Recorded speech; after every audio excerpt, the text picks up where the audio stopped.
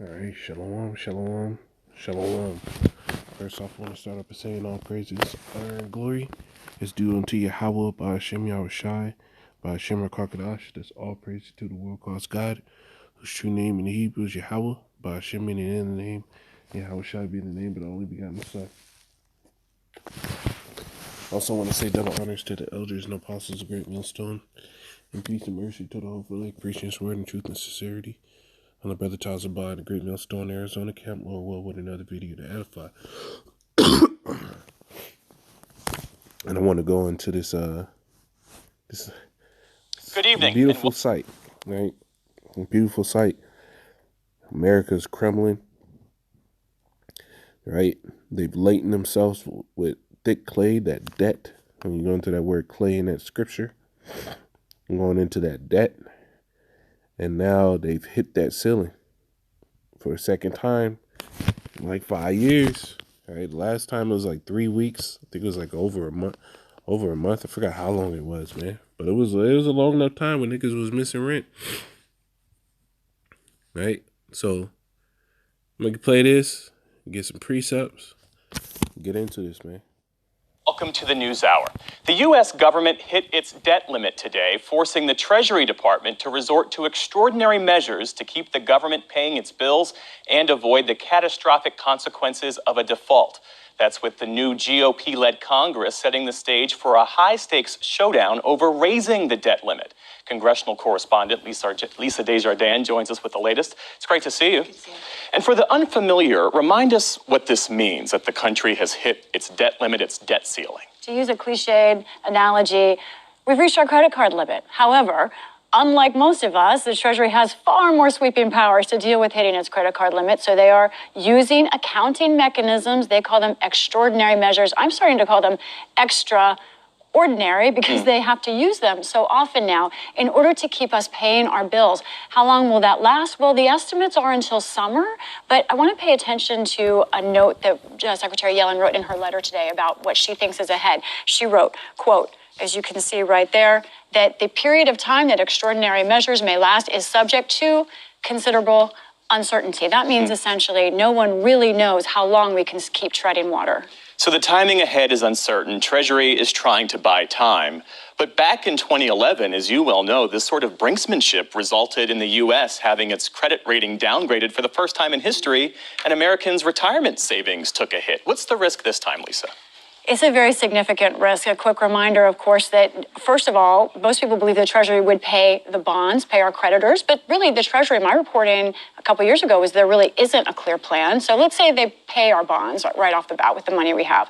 But then they have to make choices, prioritize. Would it be that federal workers would have to be furloughed because agencies wouldn't get money? Is it benefit programs like Social Security even, Medicare, food programs? Somebody would not get money, millions of people, and that, the problem is, could lead to a tipping in the economy. Boom. And that's the juiciest part of this whole video, man. Right? So when you ain't got no paycheck coming in as a person, you ain't got no money coming in, you still got to pay some type of bills, right? You're going to start turning off cable. You're going to start turning off internet. You might keep the phone on. You need to find another job, right? But then you're gonna start cutting out, eating out, right? So this is what she was basically getting at. Certain bills are gonna be unpaid. You think they're gonna sit here and be paying when the economy is dipping like that? Like when you think about compounding interest, how interest works. She used the analogy of a credit card. These big ass loans that they give from the Bank of International Settlements, right? That's the Bank of Banks, right? When they're talking about the debt ceiling, that's that's ultimately who they get the money from. And when they hit the debt ceiling, because they can't agree upon how much to borrow and how to spend it, now they put a pause on it until they figure out how they want to do it, right? So if you think about it, let's say they get a loan, $8 billion, right? $8 billion. There is let's say 14% interest, right? 0.014.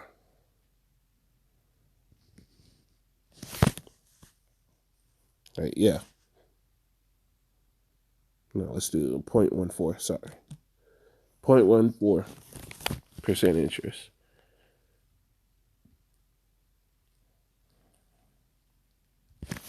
So you paying 14% interest on a loan per month in a government shutdown.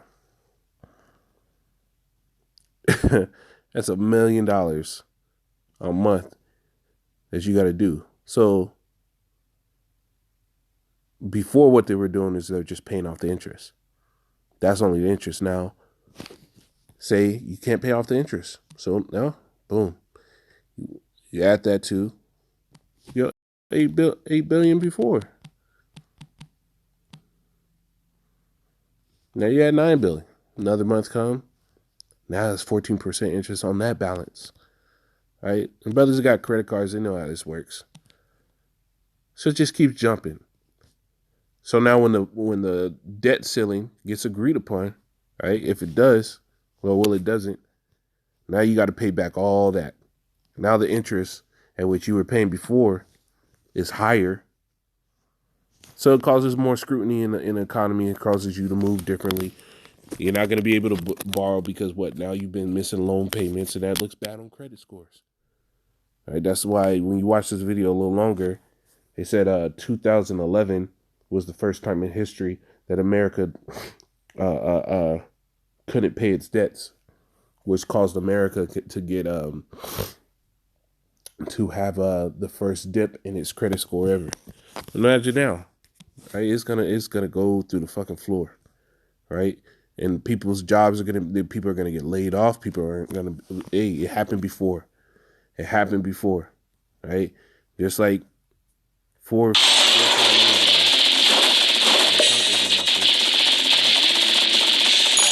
years ago, Trump was in office.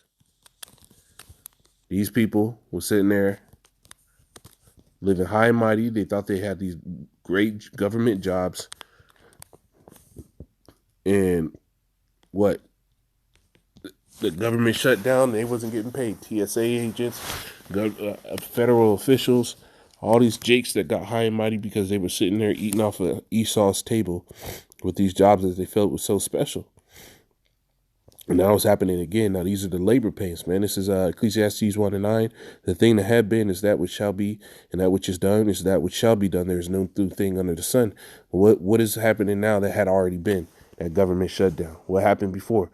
People's money was going crazy, right? And at a time where inflation is at an all-time high, and they're sitting there basically having to shut down the government, going to choose who's going to get paid, and people are going to get laid off. Yo, these people are going to be at these government's throats, man. At their throat, right?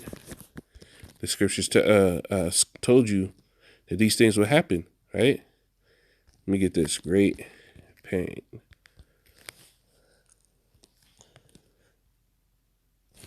Second Ezra 16:38. It says, I'll start 37. Behold, the plagues draw nigh, and are not slack, as when a woman with child in the 9th month bringeth forth her son, with 2 or 3 hours of her birth, great pains compass her womb, which pains when the child come forth, they slack not a moment.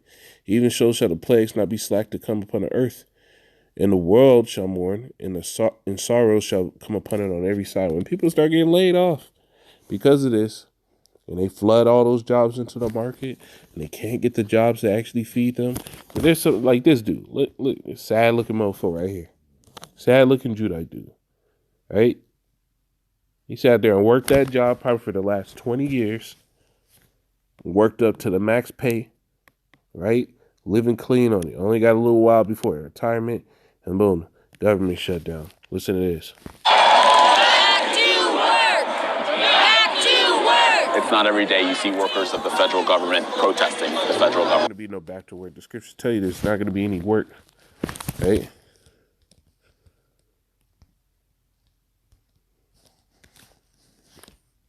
It says,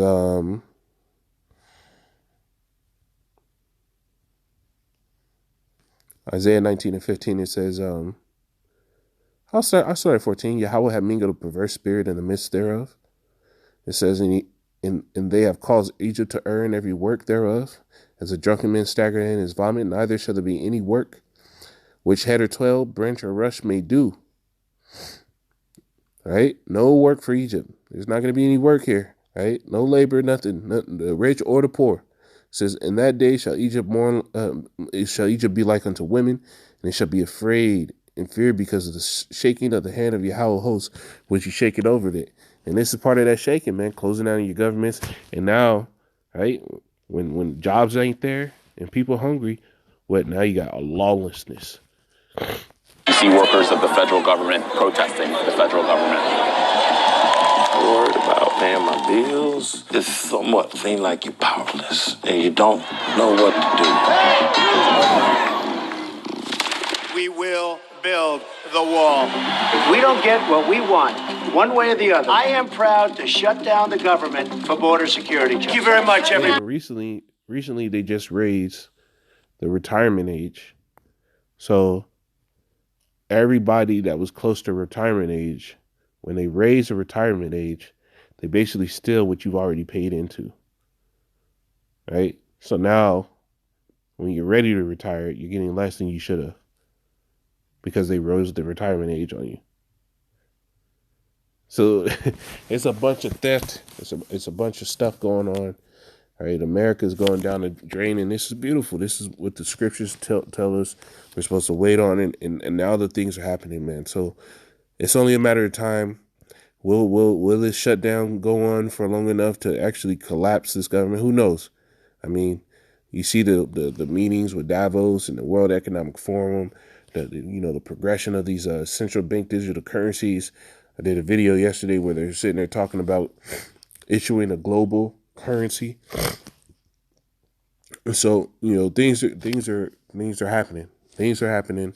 This is beautiful, man. But for everybody that sat there and believed in this system, you're about to be ashamed, right? Because how many of these people work for the federal government, heard these little announcements and just pushed them to the side, didn't even try to look for work because what? They had the full faith in the system, man, right? And that's the problem. This is why brothers told you, hey, no, you got to get your mind out of this world, right? You got to get your mind out of this world. Stop believing this thing is going to carry on, because it's not. You better get back to the Lord. That was the message, right? But nobody wanted to take the heed to that message. This is Isaiah 30:1. It says, woe to the rebellious children, say Yahweh, that take counsel, but not of me, and that cover with a covering, but not of my spirit, that they may not sin to sin. And this is what Jacob's done. They cover it with the covering of America, wherever they're at. They fully believe in that system. Here it is, people sitting there marching down the street, rioting, right, for the wrong reasons. What about the people march for alphabet rights, right? People march for our alphabet rights, but at the same time, nobody was sitting there marching against how they sit there and promote this mutilation of children's private parts, man. Sex changes. A child can ask for a sex change, 5 years old, and you got to comply with it. How in the hell is that okay? Right? These people trust it in the shadow. They cover with a different covering. They believed a whole different way set, and they added sin to sin. It says, that walk to go down into Egypt and have not asked at my mouth, to strengthen themselves in the shadow of, and strengthen themselves in the strength of Pharaoh, and to trust in the shadow of Egypt, right?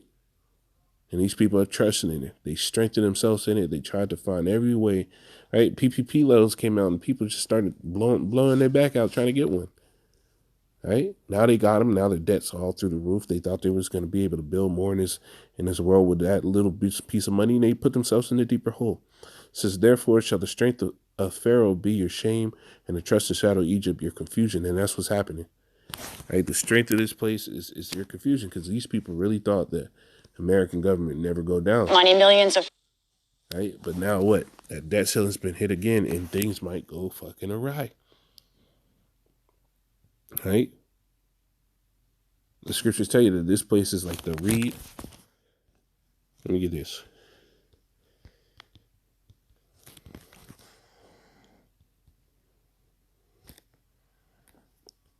Isaiah 36 and 6. It says, "Lo, thou trustest in the staff of this broken reed on Egypt." Right? What is a reed? A staff used for, right? Stability. You lean upon it. Right? Whereon if a man lean, it will go into his hand and pierce it. So is Pharaoh, king of Egypt, to all that trust in him. That's what this place is going out the door. The money is failing, right? Just like it did in what is that? The book of Exodus, not Exodus, right? Let's get it. Let me just get it, man. It says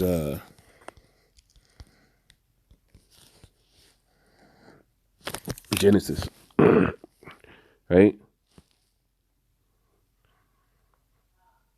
This is Genesis 47:15. And when the money failed in the land of Egypt, and just like now, it's going to happen again. The money's going to fail, right? This whole system's going to collapse. They're planning it. And in the land of Canaan, all the Egyptians came to Joseph saying, "Give us bread, for why should we die in thy presence? For the money faileth." And these people are still going to look to this damn devil to feed them when everything is breaking down. He don't care, right? And this is the situation we're in, right? And it's going to get worse. It's going to get worse. And it has to, because this place has to go down for the kingdom of heaven to be set up. But just a little update. Keep your eye out. Shalom.